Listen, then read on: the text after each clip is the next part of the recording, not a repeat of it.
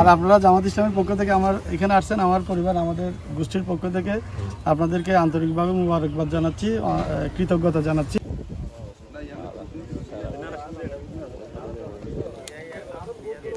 আমরা বাংলাদেশ জামাত ইসলামের পক্ষ থেকে কক্সবাজার জেলা এবং রামু উপজেলা আমরা আজকের এই নদী ভাঙ্গন এলাকাগুলো আমরা পরিদর্শন করার জন্য এসেছি।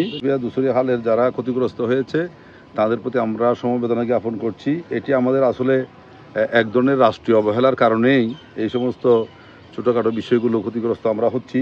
যদি আমাদের রাষ্ট্রীয়ভাবে বা যারা আমাদের জনপ্রতিনিধি বা যারা আমাদের শাসন ক্ষমতায় অধিষ্ঠিত ছিলেন আছে, তারা যদি এগুলোর ব্যাপারে সজাগ দৃষ্টি রাখতেন, পরিকল্পিতভাবে আগে থেকে একটু চেষ্টা করতেন, তাহলে এই সমস্ত ক্ষতির হাত থেকে আমাদের মানুষগুলোকে আমরা রক্ষা করতে পারতাম।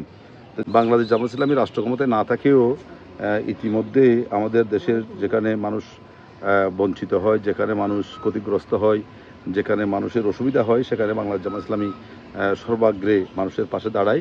আমরা সংগঠনের পক্ষ থেকে এখানে কিছু অনুদান আমরা দেব ইনশাল্লাহ, যাতে তাদের এই যে এখানে যে ক্ষতিগ্রস্ত হচ্ছে এখানে কিছুটা তারা রক্ষা কবচ তৈরি করতে পারে।